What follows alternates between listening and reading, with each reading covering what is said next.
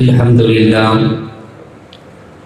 لله وحده الصلاة والسلام على من لا نبي بعده وعلى آله وأصحابه الهدى أما بعد فقد قال الله تعالى في القرآن الكريم والفرقان المجيد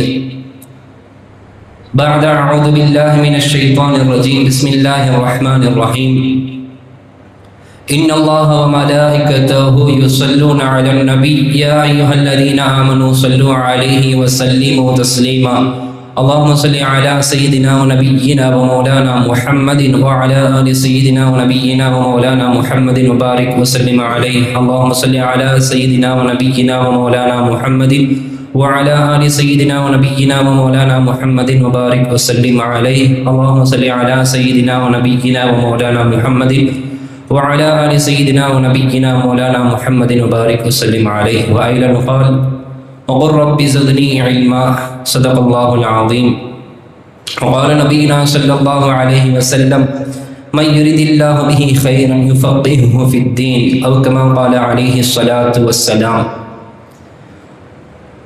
புகழும் புகழ்ச்சியும் நம்மை படைத்து பரிபாலித்துக் கொண்டிருக்கக்கூடிய அல்லாஹ் ஒருவனுக்கே உரித்தாகட்டுமாகுக. இன்னும் அவனது சாந்தியும் சமாதானமும் மக்கத்து கோமான் மதினத்து சீமான் இம்பெருமானார் ஸல்லல்லாஹு அலைஹி வஸல்லம் அவர்களின் மீதும் அவர்களின் வாழ்க்கையை சற்று மாறாமல் வாழ்ந்து காட்டிய உத்தம சத்திய சஹாபாக்கள் தாபியீன்கள் தபஉ தாபியீன்கள் நாதாக்கள் நல்லவர்கள் இன்னும் இந்த ஜுமா தொழுகையை எதிர்பார்த்தவர்களாக அமர்ந்திருக்கும் நாம் நம்மை சார்ந்த அனைவர்களின் மீதும் என்றென்றும் குன்றாமல் நின்று நிலவட்டுமாகுக. ஆமீன். ஆரம்பமாக இஸ்லாத்தின் காணிக்கையாம் சலாத்தினை தெரிவித்துக் கொள்கிறேன். அஸ்ஸலாமு அலைக்கும் வரஹ்மத்துல்லாஹி தஆலா வபரகாத்துஹு. அல்லாஹ்வினுடைய அளப்பெரும் கிருபையினால் அல்லாஹு தஆலா நம்மை முஃமின்களாக படைத்து முஸ்லிம்களாக படைத்து அவனுடைய ஹபீப் முஹம்மது ஸல்லல்லாஹு அலைஹி வஸல்லம் அவர்களுடைய உம்மத்தில் கொண்டு வந்து நம்மை சிறப்பு படைத்திருக்கிறான். அது மட்டுமல்லாமல் அவனை நின்று வணங்கக்கூடிய நசீபையும் அல்லாஹு தாலா நமக்கு தந்திருக்கிறான். இதே நிலையிலே அல்லாஹு தாலா நம்மளுடைய மௌத் வரைக்கும் அவனுக்கு இபாதத் செய்து வாழக்கூடிய நசீபை அல்லாஹு தாலா நமக்கும் நம்மளுடைய சந்ததிகளுக்கும் அல்லாஹு தாலா தந்தருள்வானாக. இன்றைய ஜும்ஆவில் நாம் எடுத்துக்கொண்ட தலைப்பு மார்க்க கல்வியின் வீழ்ச்சி. இன்று இருக்கக்கூடிய இஸ்லாமிய சமுதாயம் என்பது பிற்படுத்தப்படுகிறது. இஸ்லாமியர்கள் என்று சொன்னாலே அவர்கள் கொஞ்சம் தள்ளி வைத்து தான் பார்க்கப்படுகிறார்கள். அப்படிப்பட்ட முஸ்லிம்கள் அவர்களுடைய இஸ்ஸத் அவருடைய கண்ணியம் முஸ்லிம்களிடத்திலிருந்து செல்வதற்கு காரணம் என்னவென்று சொன்னால் மார்க்கத்தினுடைய ஈடுபாடு குறைந்து விட்டது. மார்க்கத்தினுடைய கல்வி ஞானங்கள் நம்மளிடத்தில் இருந்து குறைந்து விட்டது. அதனால் நாம் முஸ்லிம்களாகவே இருந்தாலும் முஸ்லிம்கள் ஒரு முஃமினிடத்தில் இருக்க வேண்டிய கல்வி இல்லாமல் போனதின் காரணமாக நாம் பிற்படுத்தப்படுகிறோம். அதனுடைய விளைவாக சில நாட்களுக்கு முன்னால் என்னுடைய நண்பரை சந்திச்சு அவர் பேசினாரு. நாங்கள் ஒரு கிராமத்துக்கு போயிருந்தோம். அந்த கிராமத்தில் கிட்டத்தட்ட 50 முஸ்லிம் குடும்பங்கள் இருக்கு.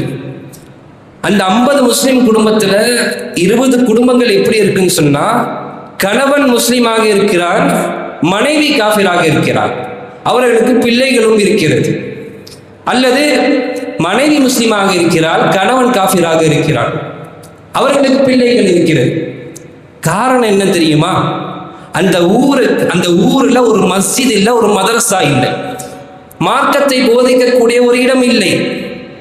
மஸ்ஜிதுக்கு வரணும்னு சொன்னா 50 கிலோமீட்டர் தள்ளி தான் வர வேண்டியது இருக்கு. அப்படிப்பட்ட ஒரு சூழல். அதனால அந்த மார்க்க கல்வி இல்லாமல் போனதின் காரணமாக வந்த விளைவு 20 குடும்பத்தில் ஹராமான வாழ்க்கை. அல்லாஹு தாலா பாதுகாக்க வேண்டும். இந்த தலைமுறை எப்படி வளர்கிறது? நம்மளுடைய முன்னோர்கள் எல்லாம் மக்தப் மதரசாக்கள்ல ஓதுவாங்க. ஓதும் பொழுதே அவர்களுக்கு எல்லா ஞானங்களும் தெரிந்துவிடும், மார்க்கத்தின் சட்டங்கள் தெரிந்துவிடும். ஆனால் இன்று இருக்கக்கூடிய இளைஞர்கள் முஸ்லிம்கள் பட்டதாரிகளாக இருக்கிறார்கள், பல பட்டங்களை வாங்குகிறார்கள். ஆனால் அவர்களுக்கு குளிப்பின் கடமை எப்படி என்று கூட தெரியவில்லை, எப்படி குளிக்க வேண்டும் என்று தெரியவில்லை. அப்படிப்பட்ட ஒரு சூழலில் நாம் வாழ்ந்து கொண்டிருக்கிறோம். அல்லாஹு தாலா மார்க்கத்தை விளங்கக்கூடிய நசீபை அல்லாஹு தாலா நமக்கு தர வேண்டும்.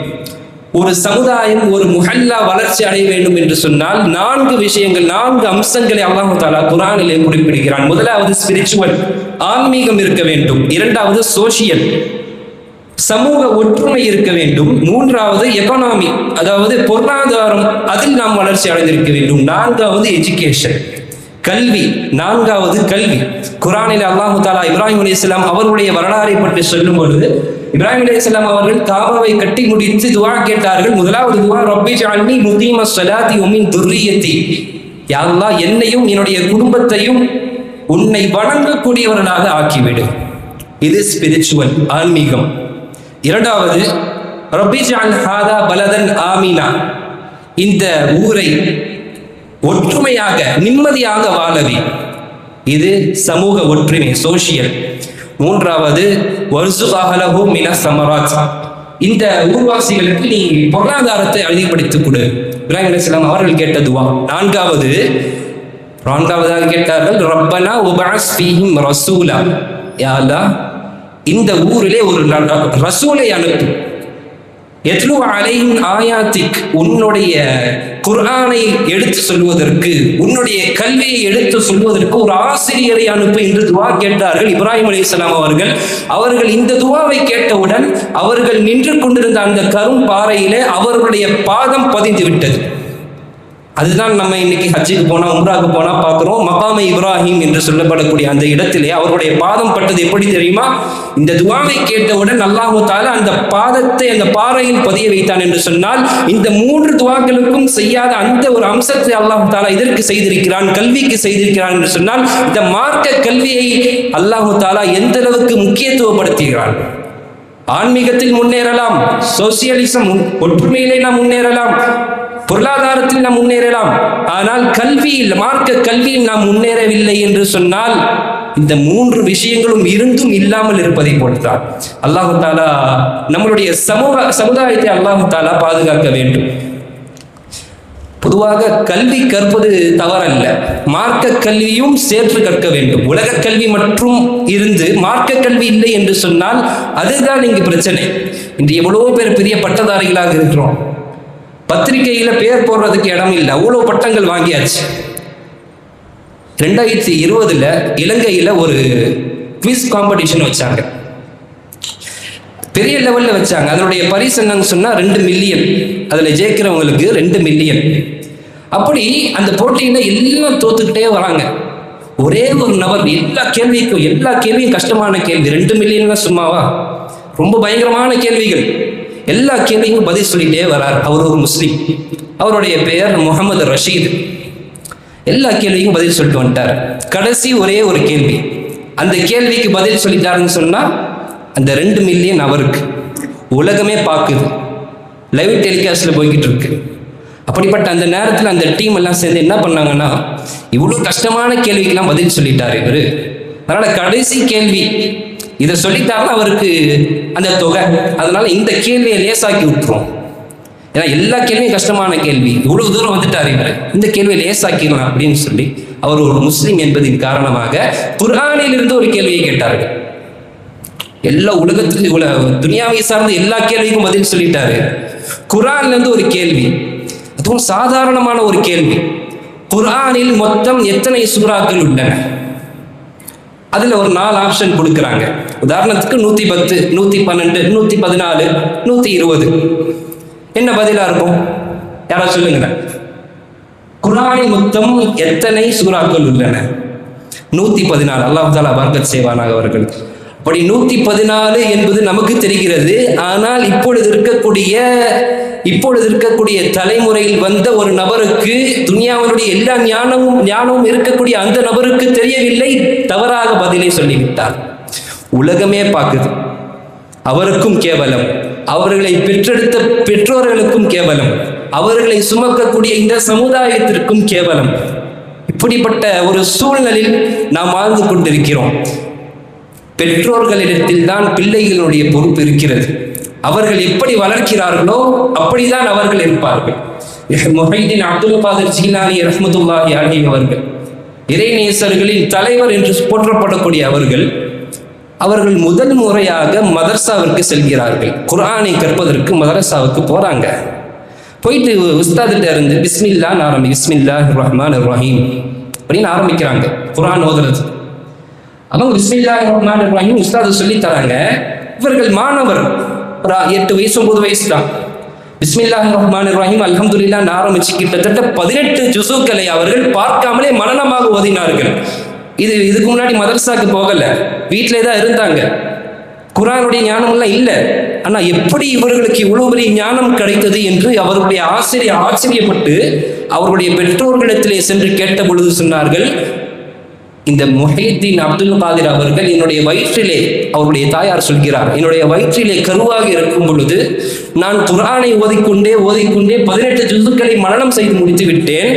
நான் மனனம் செய்தது என்னுடைய பிள்ளையுடைய அந்த உள்ளத்திலும் பதிந்து விட்டது.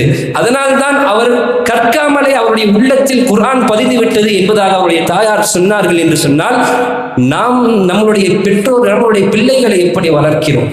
கருவில் மட்டுமல்ல, குழந்தையில வளர்த்து பெரியார் ஆக்குனது வரைக்கும் நம்ம கையில துனியாவை தான் கொடுக்கிறோம்.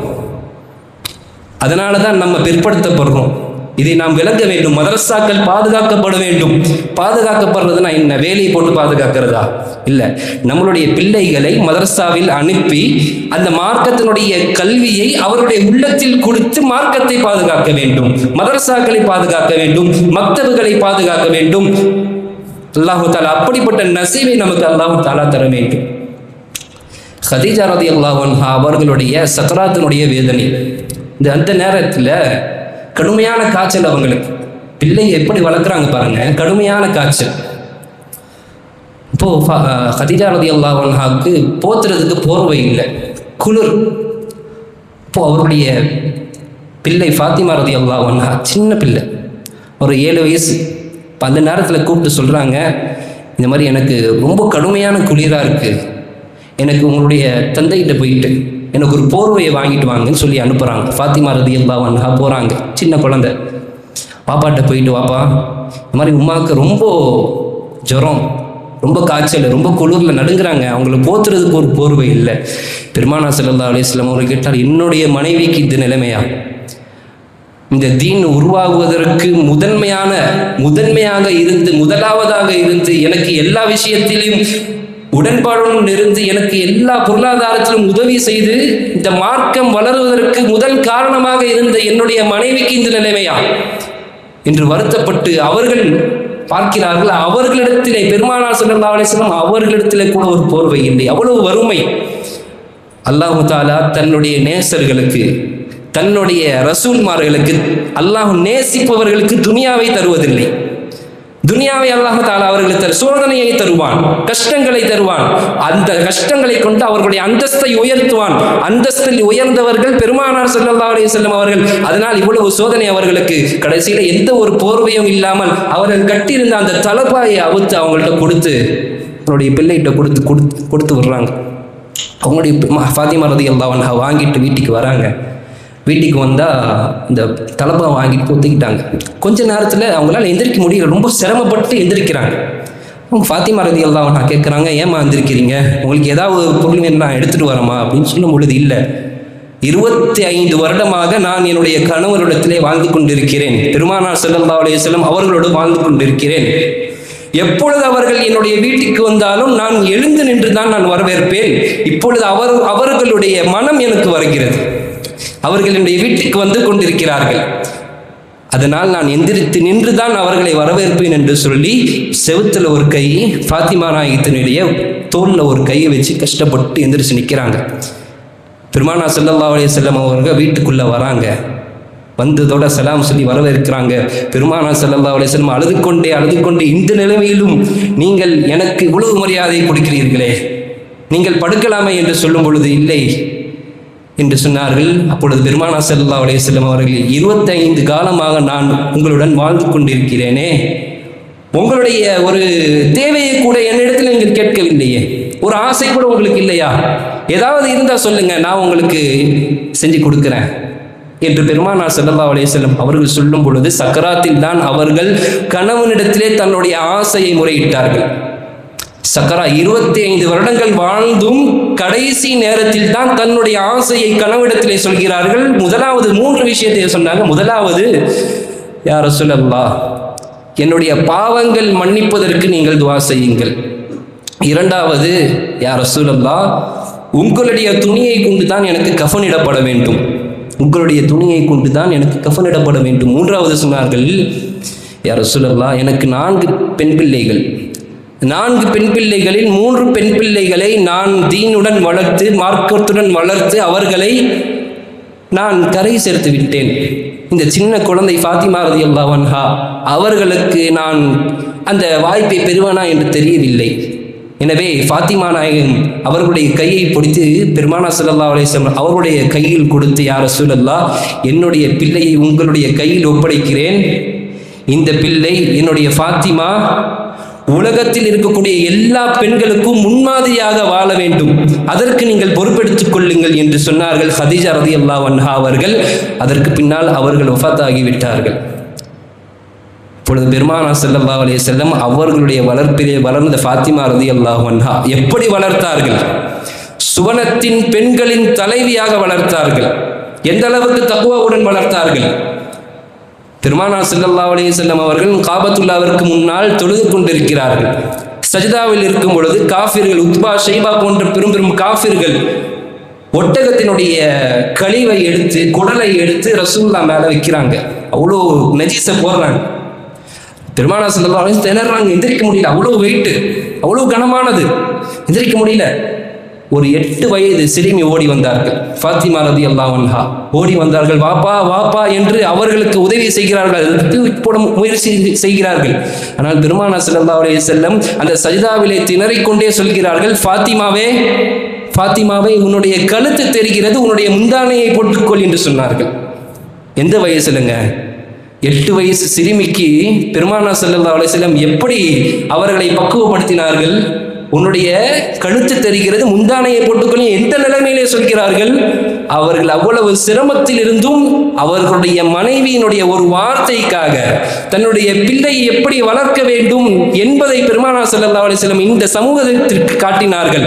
ஆனால் இன்றைய சமுதாயம் பெண்களை எப்படி வளர்த்து கொண்டிருக்கிறோம்? நம்மளுடைய பிள்ளைகளுக்கு மார்க்கத்தை கொடுத்தோமா? இஸ்லாத்தினுடைய விஷயங்களை சொல்லிக் கொடுத்தோமா? அல்லாஹ்வுடைய விஷயங்களை சொல்லிக் கொடுத்தோமா? அவர்களுக்கு உள்ளச்சத்தை ஊட்டினோமா? எல்லாம் ரீல்ஸ், ஷார்ட்ஸ், அதுதான் நம்ம சொல்லி கொடுத்துருக்கோம். காரணம், சின்ன குழந்தைகளை மொபைலை கொடுத்துட்டு அவங்கள நம்ம கண்டுக்காம விட்டதின் காரணமாக இன்று வந்த விளைவு ஹிஜாபை போட்டு ரீல்ஸ் போடுறது. அல்லாஹ் தஆலா இந்த சமுதாயத்தை அல்லாஹ் தஆலா பாதுகாக்க வேண்டும். மார்க்கத்தினுடைய விஷயங்களை அவர்களுக்கு சொல்லித்தர வேண்டும். எப்படி சொல்லித்தர வேண்டும் என்று சொன்னால், அக்கம் பக்கத்தில் இருக்கக்கூடிய மதரசாக்களில் கொண்டு போய் அவர்களை சேர்க்க வேண்டும். மக்தபுகளில் மாணவர்களை கொண்டு வர வேண்டும். இந்த சமுதாயத்தை அல்லாஹ் தஆலா எப்படி விருப்பப்படுகிறானோ அப்படிப்பட்ட நபர்களாக ஆக்க வேண்டும். கடைசியாக ஒரே ஒரு விஷயத்தை மாத்திரம் சொல்லி முடித்துக் கொள்கிறேன். ஃபரீதுத்தீன் கஞ்சி ஷேக் ரஹ்மத்துல்லாஹி அலைஹி அவர்கள் சின்ன குழந்தையில இருக்கும் பொழுது தாயார்கிட்ட கேட்பாங்களாம், அவங்களுக்கு சக்கரைனா ரொம்ப பிடிக்கும். கஞ்சு ஷஹர்ன்னு சொல்லுவாங்க, அவங்களுடைய பேர், அந்த பேர் வந்துருச்சு. கஞ்சுனா பொக்கிஷம், சர்க்கரையின் பொக்கிஷம். அந்த பேர் வந்ததுக்கு காரணம் என்னன்னு சொன்னா, அவங்க எப்போ ஸ்கூலுக்கு போயிட்டு வந்தாலும், பாடசாலைக்கு போயிட்டு வந்தாலும் சர்க்கரை கேட்பாங்க, சர்க்கரை கொடுங்க சர்க்கரை கொடுங்க. அவங்களுடைய தாயார்கிட்ட சர்க்கரை இருக்கும் வீட்டில் இருந்தாலும் என்ன சொல்லுவாங்க, அல்லாஹ்கிட்ட தொழுது துவா கேளு, முசல்லா விரிச்சு தொழுது துவா கேளு, அல்லாஹ் சர்க்கரை கொடுப்பான், அல்லாஹ் சர்க்கரை கொடுப்பான்ட்டு சொல்லிட்டு என்ன பண்ணிடுவாங்க, முசல்லாவை அவங்க தொழுதுட்டு இருக்கும் முசல்லா கடையில் சர்க்கரையை வச்சிருவாங்க. தொழுதுட்டு வந்து கேட்பாங்களா, எனக்கு சர்க்கரை கொடுங்க, அல்லாட்ட தொழுதுட்டு இன்னும் கொடுக்கலையே, அதெல்லாம் கொடுப்பானே, முசல்லாவை தூக்கி பாருங்க இருக்கும். தூக்கி பார்ப்பாங்க, சர்க்கரை இருக்கும். இப்படியே நாட்கள் போய்கொண்டே இருந்தது. ஒரு நாள் அவங்க அம்மா வீட்டில் இல்லை, ஸ்கூலில் விட்டு வர நேரம் ஆயிடுச்சு. அவங்க என்ன பண்ணுவாங்க, சர்க்கரை கேட்பாங்க. அம்மா இல்லைன்னா என்ன பண்ணுவாங்க, அம்மா வெளியே இருக்கும்போது சிந்தனை வருது, என்னுடைய பையன் வருவானே, முசல்லா விரிச்சு தொழுது அவனுக்கு சர்க்கரை இல்லாமல் போயிடுச்சுன்னா அல்லாமல் இருக்க ஈமான் போய் விடுமே என்ற கவலையிலே பயந்து வேகமாக வராங்க. வந்து பார்த்தா அவங்க தொழுது கொண்டிருக்கிற அந்த முசல்லாவை தூக்கி பார்க்குறாங்க, சர்க்கரை புதையில இருக்கு. அவங்க என்ன நடந்ததுன்னு கேட்கும் பொழுது, அம்மா எதுவுமே இல்லைம்மா, எப்பவுமே நடக்கிறது தான் நடந்தது, எப்பவுமே நான் தொழுதுட்டு முசல்லாவை தூக்கி பார்ப்பேன், அங்கே சர்க்கரை இருக்கும், இன்னைக்கு கொஞ்சம் அதிகமாக இருக்கு. இன்னைக்கு நான் தொழுது முசல்லாவை தூக்கி பார்க்கிறேன், அங்க சக்கரை இருக்கு. அவருடைய தாயார் அவர்கள் அந்த பிள்ளைக்கு எப்படி அல்லாஹ்வுடைய விஷயத்தை ஊட்டினார்கள். எந்த தேவை வந்தாலும் நீ அல்லாஹ்விடத்திலே கேள், உனக்கு தருவான் என்ற உணர்வை ஊட்டினார்களே, அந்த உணர்வை நாம் ஊட்ட வேண்டும் என்று சொன்னால் தீனுடைய தொடர்பை நாம் ஏற்படுத்த வேண்டும், மக்தபினுடைய தொடர்பை ஏற்படுத்த வேண்டும், மஸ்ஜிதினுடைய தொடர்பை ஏற்படுத்த வேண்டும். இப்படிப்பட்ட நஸீபை அல்லாஹ் தஆலா நமக்கும் நம்முடைய குடும்பத்தார்களுக்கும் தந்தருள்வானாக. எதை கேட்டோமோ எதை சொன்னோமோ அதன்படி வாழ்ந்து மரணிக்கக்கூடிய நஸீபை அல்லாஹ் தருவானாக. வா ஆகிரு தஅவானா அல்ஹம்துலில்லாஹி ரப்பில் ஆலமீன். சமஸ்த உலமா சபையின் 100ஆண்டு விழா, அதனுடைய ஒரு அங்கமாக 850 ஏழை குமர்களுக்கு நிக்காஹ் செய்து வைக்கிறார்கள். அவர்களுடைய அந்த பெரும் இந்த உதவியிலே அந்த விஷயத்தில் நீங்களும் பெரும் பங்கெடுத்து அல்லாஹ்வுடைய பொருத்தத்தை பெற்றுக்கொள்ளும்படியாக கேட்டுக்கொள்ளப்படுகிறீர்கள். வாஹிர் தாவானா அல்ஹம்துலில்லாஹி ரப்பில் ஆலமீன். அஸ்ஸலாமு அலைக்கும் வரஹ்மத்துல்லாஹி தஆலா வபரகாத்துஹு.